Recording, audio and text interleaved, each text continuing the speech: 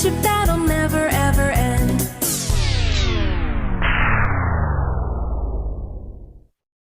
Run!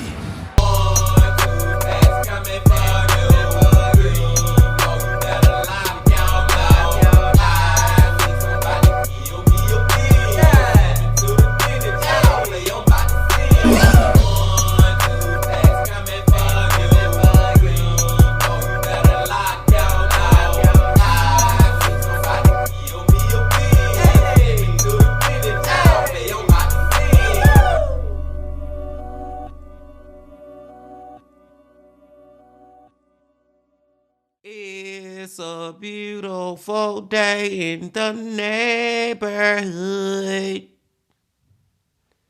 Reaction Beanie Yo 397.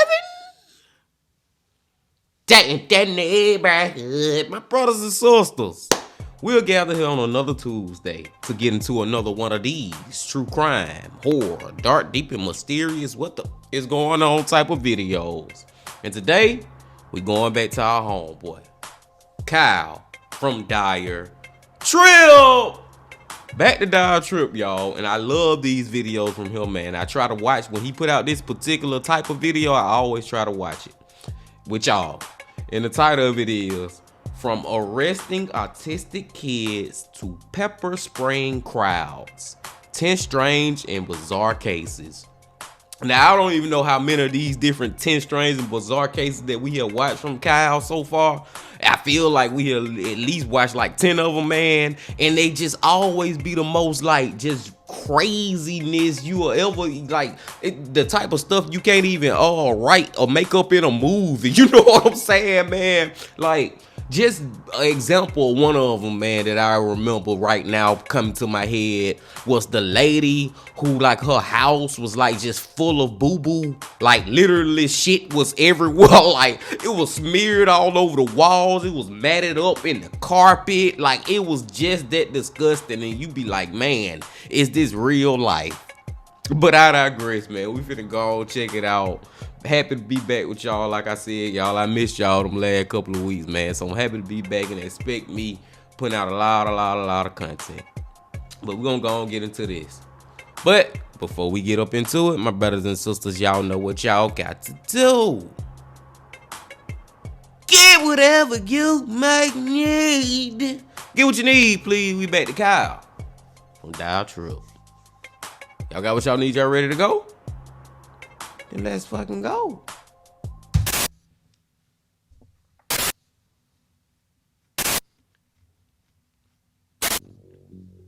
Hey there everybody, you know what time it is. It's time for another Strange and Bizarre Cases compilation. This is where, about once a month, I take a bunch of cases that I found while researching that aren't really long enough to be their own video, but are definitely interesting enough to have their own spotlight. So let's get right into it. Get whatever you might need. This one is, police officer nicknamed Lesbian Nana investigated over pepper spray incident. During our last compilation video, we featured a story of the lesbian grandma, a police officer out in the UK who tends to go on a bit of a power trip. Well, not long after, members of my Discord informed me that she has been in the news yet again for once again getting into some shenanigans. To summarize the last incident, the police were called to take care of a drunken autistic 16-year-old girl and drive her home for her own safety. When they got her home, the girl told this particular police officer that she looked like her lesbian grandma. The officer, who we will be calling Lesbian Grandma from now on as her name has not been made public, didn't respond to this very well. She and her fellow officers decided to arrest the girl for making what they called homophobic remarks. They manhandled her, took her out of her home, and threw her in jail for a whole day until they let her out. Needless to say, it was a PR disaster. Well, Lesbian Grandma is now in the news once again. It all started when West Yorkshire police stopped a local resident due to some suspected traffic violations. After, residents of the Rothwell Council estate came out and surrounded the car, arguing with the police. This was when none other than Lesbian Grandma whipped out a big ol' can of pepper spray and started dousing the locals while screaming war cries. Once again, a video was taken of the incident that subsequently went viral on social media. In the end, 3 police officers ended up with undescribed minor injuries and 2 men were arrested on the spot. However, police weren't really happy with LG's actions here, leading to a referral being made to the Professional Standards Directorate to look into her. The father Man, ain't nothing to look into. She just need to be fired, man. LG need to go retire or something. You know what I'm saying? She cannot be out here in no authoritative figure, man. Look at what she was doing. I mean, it's not as bad. It's nowhere near as bad, I guess you could say. It is not. It's her shooting these people with her gun or having her taser, but just pepper spraying everybody like that, like the shit some perfume or some fucking Febreze. Man, come on, dude. That lady is unhinged. Lesbian grandma, it's time for you to hang them up. Time for you to hang your cuffs up and go to the house. Father of one of the men who got pepper sprayed is now furious and calling for Leslie Granny to get fired once and for all. Hundreds of other people across social media are calling for the same. The man's son was one of the 2 men arrested at the scene, arrested on suspicion of assaulting police officers, possession of controlled drugs, and possession of a knife and offensive weapon. He was released shortly after. The father said, "It's not right. You see that copper, she's been reported before. She wants sacking that woman for what she's supposed to have done to that autistic kid as well. She definitely wants sacking." A neighbor of the council estate says that the police definitely aggravated the situation and should have been a little more mindful while conducting such affairs in an area where they are not so liked. Again, the police released a statement about good old Lesma, saying, "Leeds District CID is continuing to investigate the incident which occurred after 5 p.m. on Sunday, October 22nd on 3rd Avenue in Rothwell after a car was stopped by officers for a suspected traffic offense. As is standard following any arrest where force is used, the body-worn video of the attending officers will be reviewed in conjunction with social media footage. Any breaches of the standards of professional behavior identified will be assessed and dealt with in line with police conduct regulations." Man, bullshit, man. Bro, like, sometimes there's no need for an investigation. That lady was out of control, man. She was unhinged. No, grandma. Go home, grandma. Now we've got NHS failings enabled necrophiliac murderer to offend for 15 years, inquiry finds.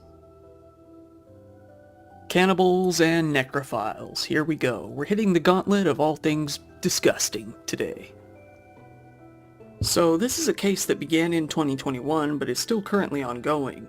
It is the case of a man named David Fuller, a hospital worker at the Maidstone and Tunbridge Wells NHS Trust out in the UK between 2005 and 2020. This man is believed to have been the worst necrophile killer in all of Britain's history, having alleged to have abused the corpses of more than 100 women and girls over a period of 15 years throughout his workplace. This was due to what an inquiry has called serious failings by the NHS. Police raided his home and found more than 800,000 pictures that he had taken of his activities over the years, along with some 500 videos. Not only that, but they found material that suggested to the police that he had a keen interest in the abuse of living women as well.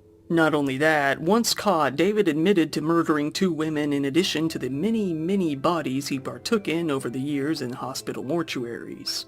In 2021, he was arrested, jailed, and given a full-on life sentence. During his trial, he fully confessed to killing both 25-year-old Wendy Nell and 20-year-old Caroline Pierce in 2 separate attacks back in 1987. Then, he admitted to abusing the bodies of dead women anywhere from age 9 all the way up to age 100 over a period of 15 years. This case prompted a Time out, my brothers and sisters. This right now got some horrible, the most terrible images are going through my head right now, and I wish I could get them out, but I can't.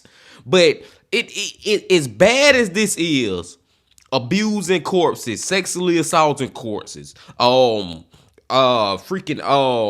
taking pictures and videos, as bad as that is, I feel like the damn cherry on top, even though you really can't even put a goddamn cherry on top of this shit, the cherry been on top. But I just feel like that, what he just said, bro, the fact that he have did this to corpses, this sounds so goddamn crazy, me saying this, but the fact that he did this to corpses ranging from 9 to 100, like, bro ain't got no nothing about him. Oh my God, man. It's gonna take a long time for me to get this damn image out my head. But let's keep going.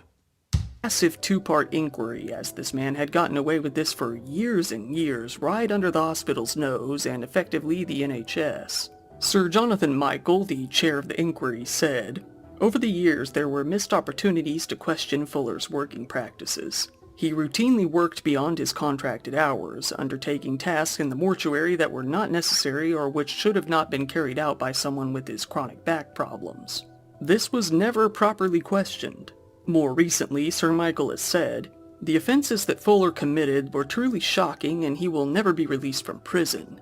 Failures of management, of governance, of regulation, failure to follow standard policies and procedures, together with a persistent lack of curiosity, all contributed to the creation of the environment in which he was able to offend, and to do so for 15 years without ever being suspected or caught." It seems that there was very little concern with who had access to the mortuary, with David having visited at least 444 times in 1 year despite it being outside of his job description. Not only that, higher-ups in the facility had known that there were problems running the mortuary from as early as 2008 and didn't care enough to do anything about it. The inquiry outlines 17 recommendations designed to prevent something like this from happening again. Obviously, CCTV cameras were recommended to be installed in the mortuary and staff were suggested to enter in pairs. A second inquiry was launched in order to investigate how people who have died are treated all over the country, focusing on safeguarding private mortuaries as well as ambulances and funeral homes. That will likely continue until sometime in 2024. The Trust Chief Executive, Miles Scott, said that he is deeply sorry for the pain and anguish currently being experienced by the families of David Fuller's victims. He said that the Trust would implement the suggested changes as quickly as possible. Next we've got... Man, that shit right there nasty as hell, y'all. That dude right there is like, god damn, man. Like, when he go to hell, he need to go to the most disgusting part of hell. You know what I'm saying, man? Like, he need to go through, like, he need to be in the nasty section. I'm talking about the just throw up in your mouth section, like, just unhuman. I can't even think of the freaking word section, man. But another thing that I want to say too, man, that I just want to say rest in peace to those two that he actually killed. You know what I'm saying? That kind of get lost up in that whole little story. The fact that he actually confessed to 2 murders of 2 young women. So just rest in peace to them, man. This dude right here. This dude. Idaho cannibal charged after cops find microwave body parts. It's not often that we get a cannibal story on this channel, but it does happen more often than you'd think, or more often than you'd expect at least. This one all started when some police found some partial human remains in a car parked outside of a local residence on September 10th. This home belonged to a 39-year-old man named James David Russell. Police naturally got into the home and began a search, wondering why this guy had some body parts in his car. Inside the home, they found a glass bowl, a knife, and a very bloodied-up microwave. They also found more body parts inside the home, along with what they called a thermal artifact, which showed that heat was applied to a portion of the remains and not the entire body as a whole. James had used some sort of cleanup kit in an attempt to destroy some of the evidence of the crime, which he succeeded in doing to an extent, as some of the remains have yet to be found. Still though, there was more than enough evidence to arrest him with what they had. James had killed and murdered a 70-year-old man, David Flaggett, in September. As you might have assumed from the headline, he did this in order to consume him. According to a local newspaper, James had done so because he believed that he could, quote, heal himself by cutting off portions of flesh to cure his brain. Due to this, the police believed that the still missing remains may have already been eaten.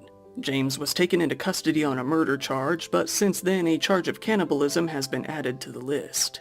This case is actually the first cannibalism charge to ever take place in Idaho, according to Bonner County detectives. They said, "There's a lot of facets we will certainly never know. It wasn't the bloodiest crime scene, but it's more of the psychological, what the heck is going on here and why am I picking up pieces? It's a walk down the dark path that we don't see very often." Court proceedings were halted when, understandably, James was ordered to undergo a psychological evaluation. It appears that he'll be getting a review. And here we've got Alan Mann caught with 58. What the hell was that, y'all? I promise you I ain't pressing nothing. What the hell? Hold on, man. I think that may be Dire Trip. Something happened Well, he had to cut out a certain part of his video, but I just took it back 10 seconds so we can see. Proceedings were halted when, understandably, James was ordered to undergo a psychological evaluation. It appears that he'll be getting a review. And here we've got Alan. Yeah, something happened to his video, man. I don't know if he had a part in there that got copyright struck and he had to take it out or whatever. But that was enough to just let me know that dude, man, like he nasty just like the damn other dude, man. And who nastier to y'all? Like who even more disgusting? A freaking dude who heat up human bones in the microwave and then eat them like they some spare ribs, beef ribs or something, or the freaking dude who having sex with corpses. Both of them, man. I mean, goddamn, at some point it's just a tie. At some point, both of them just up here like that, man. Oh my God, these dudes, this shit. I don't understand it. I don't understand how people out here really be doing stuff like this. And I ain't gonna even be funny when I say this, but listening to stuff like this just wanna just make me say thank you, God. Thank you that I am not a crazy motherfucker like that. Like seriously, not even being funny, y'all. But yeah, I don't know what happened to Dial Trip right there. But let's go to the next story. And caught with 58 terabytes of CP sentenced to 35 years. 53 terabytes? Terabytes, my brothers and sisters.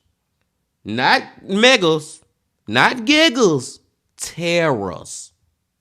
That is. I mean, it's crazy anyway. Even if he just had a couple of megabytes, it's still crazy. But dude, you got all. I don't even want to talk about.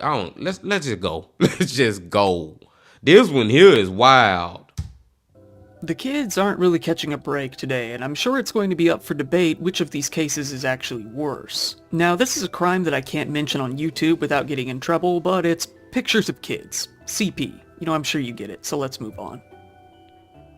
A detective with the Plano Police Department in Allen, Texas was conducting an investigation in internet programs known for trading this specific brand of illegal material. This was when he found a certain user making a whole lot of material available for download. Let me make this clear, it was an absolutely insane amount. While no human being should have any of this material, this guy had an amount that is so astronomical that it isn't even clear how one could possibly find so much. Over only 2 days, the police department found him to have uploaded over 4,000 images to file-sharing programs. After an investigation, this man was found to be 41-year-old man Richard Denver Belden, a resident in Allen. Members of the sheriff's office got a search warrant for Richard's apartment, and upon entering, they caught him right there in the act, both downloading and uploading the material to his laptop. Not only did they take said laptop, but they also found 15 other hard drives amounting to 57 terabytes of storage. In case you don't have a good grasp of how large a terabyte is, all of the material from my YouTube channel, including drafts, videos, and the source material, only has amounted to a little over 2 terabytes in the last 4 years. I would have to run this channel for over 100 years to amount to the same amount of space that this guy had dedicated to CP. That's what I'm saying, man, y'all. Like, terabytes is like beyond huge. Because back in the day, you know what I'm saying, 10, maybe 15 years ago, gigabytes was the big storage. Man, this man got goddamn terabytes of this shit. Or ready to, let's go. Let that sink in. Let it sink in. Richard was arrested and pled guilty to charges of receipt and possession of CP and later sentenced. The trial took a few years to complete. In the end, he was sentenced to a total term of 35 years in prison with 20 years of supervised release whenever he gets out. This was about the highest recommended sentence he could get. The judge has said that his character played a big factor in getting the high end of the deal. The prosecuting attorney said, "These type of cases show the real depravity of parts of our society. We are fortunate that law enforcement is out there looking for these people." You hearing any day now. We'll just have to see what happens. Here we have... that one right there, y'all, it made me think about something that I never thought about with this subject. And I'm talking about CP. Y'all know what I'm saying, man. I don't want to get my video took down either. But y'all know what I'm saying. But it's just one thing that stood out to me that I never really thought about, because I really don't like to even think about this type of stuff. This is certain stuff you just don't really even like to really think too hard about, man. You kind of just want to just realize what it is, but then just throw it away, like get that negative horribleness out away from me, you know what I'm saying? But real quick, one thing that I thought about is, and I'm gonna try to sum it up as best as I can. I never really thought about that these images and videos of these people, I guess it would be like 9 times out of 10 that it was like an adult or another person actually the one who was filming this stuff. Like it was somebody who had to be actually filming this. I never thought about that part, the person who's actually filming it. You gotta be this old grown up person filming these. Y'all get what I'm saying, man. I never thought about that part. Those are scums of the earth who do that too. But let's go. I don't want to stick on that. Porsche driving investment banker is charged with sucker punching 16-year-old girl. Where would we be without Florida man stories in these compilations? I mean, I don't even look for these. They just come up, and they come up really often. Well, here's one from Hillsborough County out in Tampa. This particular story started when a 47-year-old self-employed investment banker named Stephen Irwin Sanders supposedly got cut off by another car. The driver of this other car was an anonymous 16-year-old girl, allegedly driving out in front of Stephen's Porsche 911. Stephen flew into a rage and decided to get some revenge. He followed the girl's car up to the next stoplight around Florida Avenue North. This time he drove out in front of her and cut her off. He then got out of his car to go and confront her. He ran over to her car, screaming and ranting such things as, "What the fuck are you doing?" and "You stupid bitch, you cut me off." Then this 5'11", 200-pound man-baby clenched his fist and punched the 16-year-old girl straight in the face. That's She was left bruised, red, and sore all over the left side of her jaw. Stephen then got into his car and fled the scene, but luckily the girl was able to remember the distinct design of his unique-looking black and white Porsche with a big 911 printed all over the driver's side door. The police were able to track him down, and after seeing the license associated with the vehicle, they felt they had likely found their man. The court documents stated, "Based on the investigation, the suspect unlawfully entered into the victim's occupied conveyance and committed a battery upon her." Stephen Saunders was arrested on December 18th and charged with burglary of a conveyance with assault or battery. According to the Hillsborough County Court System's website, this is a felony that is punishable by life, crazily enough. On the 18th, he pled not guilty to the crimes. Afterwards, he was released from the county jail on a $15,000 bond. Stephen's attorney has said that there are more details to the story that will come out over time, explaining why this man decked a young girl. He said, "We'll let the court process play out, and there's more to the story. You can quote me on that." Did y'all hear that, man? That man possibly facing life for that. I don't know about all that, man. That's a little harsh to me. But no, man, this freaking road rage out here, my brothers and sisters, that shit is real. And I don't know if y'all, I know a lot of y'all out there have, but I most definitely have had some fucking road rage in my life. You know what I'm saying? I have got to the point now where I try to not have that road rage. But I be getting mad as fuck at some of these drivers out here, man. And it seems like they be trying to do the shit that they do to piss you off. Like they know they trying to piss you off. And I don't know, man, but I'm not, I wouldn't fucking hit no little 16-year-old girl, I'm grown ass man, and go knock her out. I wouldn't do no shit like that now. This dude, he ridiculous. But at the same time, that little story right there, that is nothing compared to the stuff we heard before that, man. That one right there, we was at a 10. That one brought us back down to like a 5, maybe. It's still crazy because he a grown ass man doing that, but that road rage shit is real, man. And y'all try to control y'all anger out there, man. And watch out, because some people on these roads, they be wanting you to hit them. They be trying to piss you off. You know what I'm saying? But let's go. This one is, Tampa woman posed as homeschooled 14-year-old to molest middle schoolers. It's Florida again, and not only is it Florida again, it's also Tampa again. You know, what can I say? I feel like we can't go even 1 month without someone being oddly horrible to kids, but here we go. A woman named Alyssa Ann Zinger, age 22, was arrested very recently for engaging in, at the least, 30 sexual activities with a student and sending very adult, explicit videos of herself to several others. While that's definitely skeevy enough on its own, she did it through truly unusual means. Alyssa created a bit of a persona to use online, mainly on Snapchat, but also on some other platforms, where she pretended to be a 14-year-old homeschooled girl in the local area. It seems that multiple boys at Wilson Middle School in Tampa's Hyde Park neighborhood fell for the ruse and were more than happy to engage. She was able to meet up with one of the boys back in May and started a, quote, relationship, if you want to call it that, up until September. This boy, although his age hasn't been revealed, would have been anywhere from 12 to 15 when it occurred. He told the police that the two had intercourse multiple times on top of trading a lot of nudes. To other victims, Alyssa openly admitted over Snapchat to engaging in these activities with other minors as well as the previously mentioned boy, although their identities are still unknown. When arrested, she tried to fool the police as well, desperately saying that she had a younger half-sister with the exact same name as her. They could find no such sister on planet Earth. Police had already been on her trail for quite some time, actually. She had been arrested for shoplifting during the summer as well, which didn't really help matters. This motherfucker dumb as, I mean, she dumb on a lot of levels, but she dumb, man. Trying to lie and make up a imaginary sister with the same name that's younger than you. And goddamn it, you motherfucker, don't you know that you was on Snapchat? Anything, and I'd have said this before, and I'm gonna say it again for my brothers and sisters out there who don't know it or don't understand it. And I know most of y'all do. Anything you goddamn be typing on any of them social medias, Facebook, Instagram, Snapchat, Twitter, X, any of them. You put that shit on there, you can delete it all you want to, but boy, if they want to find it, they gonna find it. The whole motherfucking conversation, all the images, whatever they need is on there. It's on the server of the internet, and it ain't going no fucking well, man.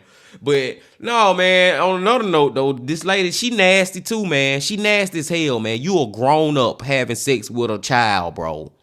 It's such a like a flip flop when you go from the older man doing it with a little girl to a older woman doing it with a little boy. But at the end of the day, it's still nasty as hell, man.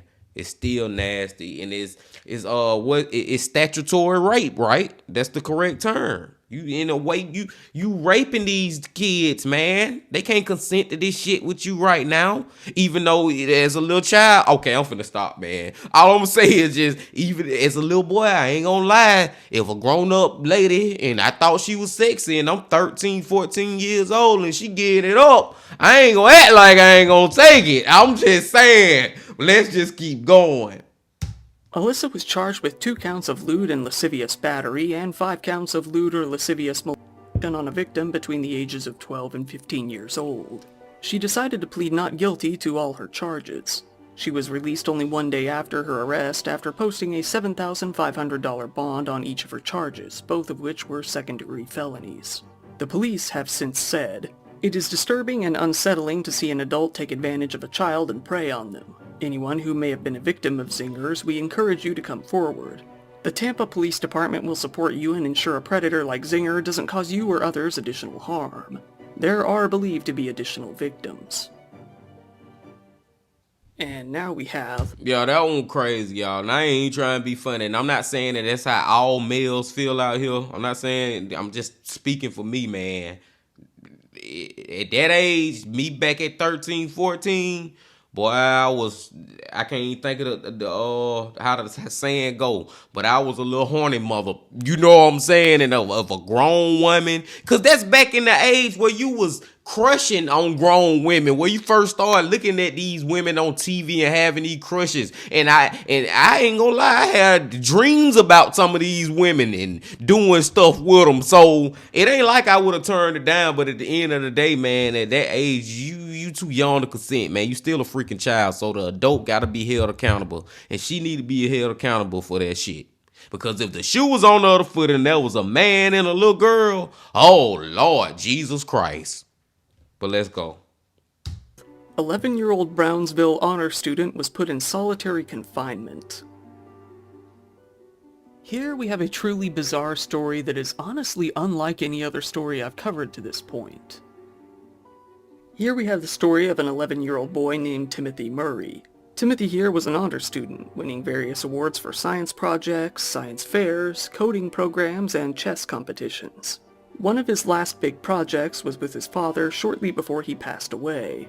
After his passing, Timothy decided to speak up and request counseling for himself at his school, Palm Grove Elementary School in Texas, at the start of 5th grade. For some reason, the principal, Myrta Garza, didn't take kindly to this. Shortly after, school administrators pulled Timothy out of class and told him that another student was claiming that he made threats against him. Timothy denied this, but the principal then called the police on him. They detained him and put him in solitary confinement for 3 whole days at Darrell B. Hester Juvenile Detention Center in Brownsville. Cameron County prosecutors attempted to push for felony charges of terrorist threats, arguing that he be locked up for another 2 weeks. The judge found all of this incredibly bizarre and instead ordered him to be released back to his home and undergo a simple safety risk evaluation rather than lock him up and throw away the key. Timothy's family felt that this was nothing short of some extremely strange retaliation against him for seeking counseling. Although that assertion was pretty wild, they couldn't think of why else this possibly might have happened. Timothy didn't do anything else. He was far too timid and serious of a student. Experts have come to say that the Brownsville Independent School District and the police have violated various state laws and other rules throughout this case, laws that are intended to protect kids that age. They had not even conducted a fact-based threat assessment around the incident in order to show that there actually was some sort of credible threat in the first place. Not only that, but a minor isn't even allowed to be in solitary confinement for more than 24 hours. And this is the thing I'm trying to figure out with this one, y'all. Like, when Kyle saying solitary confinement, like, is he really meaning that? Or is it different definitions for children compared to adult in prison and solitary confinement? Or are we talking about the same thing? Because if he been in there like that for 3 days, that is bad, man. Especially when he ain't guilty of doing nothing. Especially not doing nothing to the point of having to go through that. This one is weird and bizarre for real. The detention center said that he was left in there due to COVID concerns. Runeka Reej, a policy advisor at a nonprofit called Texas Appleseed, says, "This was the choice of the school to refer to law enforcement, the choice of law enforcement to detain the child, the choice of the prosecutor to charge him and try to trump up the charges. All of these things are failures in serving young kids." The Observer, a local paper, requested info from the superintendent and the principal of the school. The only response they got was from the Director of Public Relations and Community Engagement, who said, "This case has been transferred to the Cameron County Juvenile Justice Department and is pending education. Brownsville ISD cannot comment any further on this matter."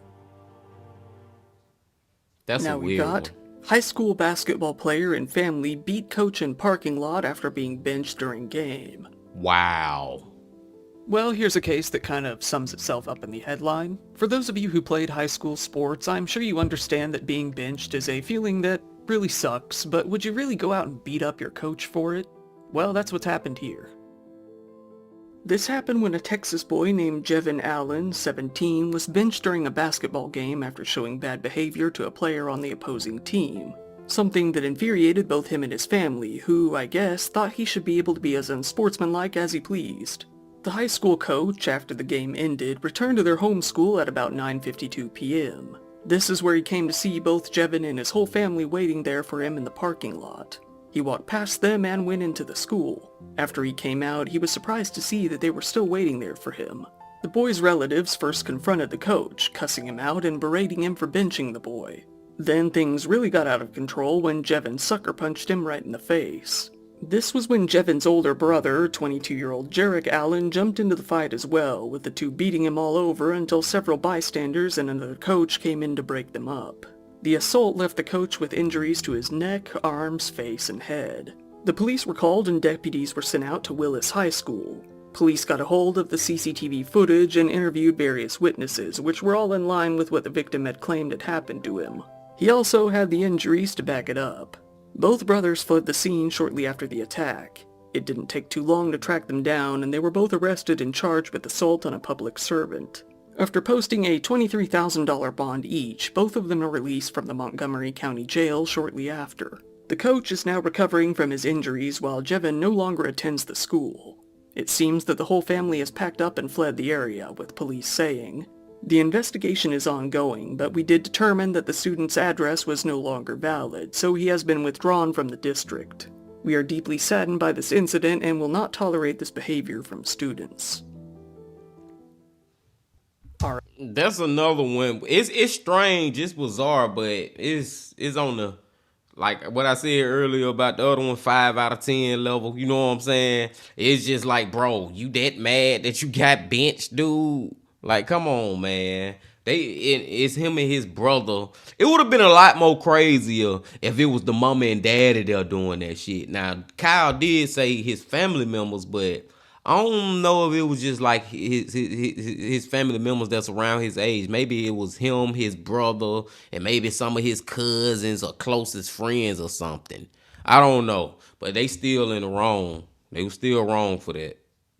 Alright, this one's a doozy. Raunchy alcohol-fueled Taco Bell party included open sex, lawsuit claims. I think it's safe to say that everyone out there loves Taco Bell, but some people might love it for reasons other than what you might imagine, such as the orgies. It seems that a former employee at a Taco Bell restaurant in LA is suing both the franchise owner and the company as a whole after a Christmas party at the location that she says included a drunken mess of burrito-filled, alcohol-fueled, gassy orgy. This woman, Alana Betcham, has officially filed her lawsuit with the Los Angeles Superior Court. In her suit, she says that her supervisor invited her to a Christmas party on December 18th of 2022 being held at the San Pedro Taco Bell where she worked. She was told to bring some food for the occasion, so she decided on some guacamole. When she got there, she found it quite odd that her supervisor had covered the windows of the establishment with wrapping paper, but being Christmas, it wasn't fully out of the question. What was weirder was that they had also covered the cameras in the lobby. She said that the supervisor then provided alcohol to all of the workers, saying that many of them were, in her words, overserved. After a few hours of partying, Alana decided to step outside for a bit and get some air. When she came back in, she found her coworker having sex with his wife in front of everyone at the party while onlookers cheered on. This wife was even kissing the female manager and another female coworker while doing the deed. Alana ran out of the establishment, but then thought, oh shit, my guacamole, can't forget that, and ran back inside. Then she saw that several of the people getting it on were now vomiting all over each other. One of them threw up right into her guacamole bowl. Alana says that she then reported the incident to HR, who I'm sure had a bit of a field day with this one. I mean, it's a lot of making up shit, y'all, or is did this really happen? Because it sounds far-fetched in a way, but then how we know how human beings is on this earth, it is plausible at the same time. But man, y'all ever been at a job where everybody just wanted to fuck each other? Let me stop, man. Let's go. She then reported it to the franchise based in Colorado. The manager and all of the co-workers involved were fired shortly after. Someone, likely one of the disgruntled firees, shattered Alana's car window shortly after, and she began to receive threats against her life. Instead of doing anything to the people who had threatened her, Taco Bell and the franchise just transferred her to a new location. After a while though, she just quit. She says that she has suffered, quote, actual, consequential, and incidental financial losses as a result of the drunken Taco Bell bangfest. A Taco Bell spokesperson has since said, while we don't own or manage this location, the franchisee who owns and operates this restaurant has shared that they take these claims very seriously. Now we've got Taiwan man fined for calling woman cart titan on social media. Here we have a rare case from out in Taiwan, and the subject matter of the case is even rarer. Like some other countries in Asia, you can actually get punished for bullying on social media, and you might even get a fine for what you say. That's where this case comes in. Taiwanese media reported on November 21st that a man is facing both a lawsuit and a fine of the equivalent of about $380 for posting some less than complimentary comments on a woman's social media post. On this post, the man compared her to that of a monster from the Attack on Titan series, which oddly enough has come up in a different video I made, a monster called the Cart Titan. If you haven't seen the series, the Cart Titan is a giant humanoid horse-like creature with a very elongated, goofy-looking face. It's likely not the type of anime girl. Yeah, it's a girl that you'd like to be compared to out of all the options out there. It has a reputation for having both one of the funniest and ugliest designs in the series, especially when compared to the much cooler looking Titans out there. The woman took action against the commenter, filing a lawsuit against him. Another man bandwagoned on the original comment, also adding some, what they called sexual implications as well, which got him an even worse fine of $790 and 25 days of jail time.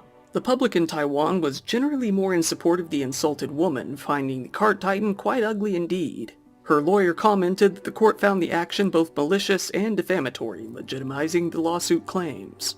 This case has now become somewhat of a meme throughout the country, with fans of the series proud to exclaim that the cart titan has now reached court-approved levels of ugliness.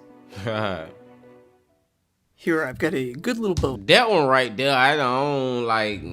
That would never fly in the United States, dude. Just because somebody said something about you, like, come on. I mean, we get First Amendment, freedom of speech. You know what I'm saying? As long as it's not nothing threatening.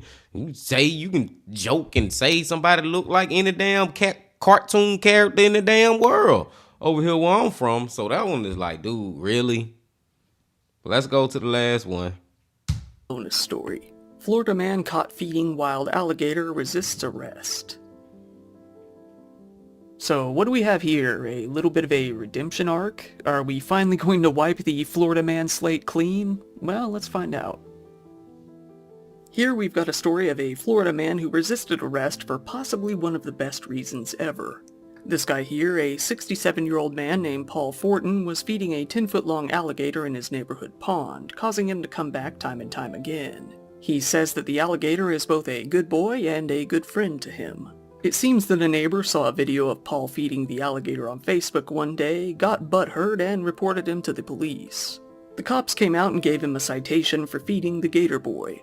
Paul apparently thought this was stupid and refused the citation. The police insisted he take it, but he refused, notably without violence. Paul was interviewed by News 6 when he said, "He's a good boy. He lets me pet him. He just sits there and he loves bagels. He was such a good friend." When speaking of the legal ramifications of doing such a thing, he stated, "It's illegal. It's totally illegal to do it. Did I know it? No. Did I know I couldn't feed a turtle? Alligators? Yeah, I kinda knew that. I don't know. Maybe I'm a Dr. Doolittle." I see, I'm with this guy right here, you know what I'm saying? If that's your thing, you know what I'm saying? You meet this animal, like I'm all for humans having bonds with animals, whether it be a freaking turtle or a damn alligator. I'm all with that, but you putting other people's lives in danger, man. Like you keep feeding this fucking alligator knowing it's gonna come back every day. Now what if one day you ain't there when that alligator show up, but it's some little kid running down that little area where y'all meet up or something? You know what I'm saying? Like he putting people's life in danger. That's why I can't totally agree with him on this. He wrong. He wrong for doing this.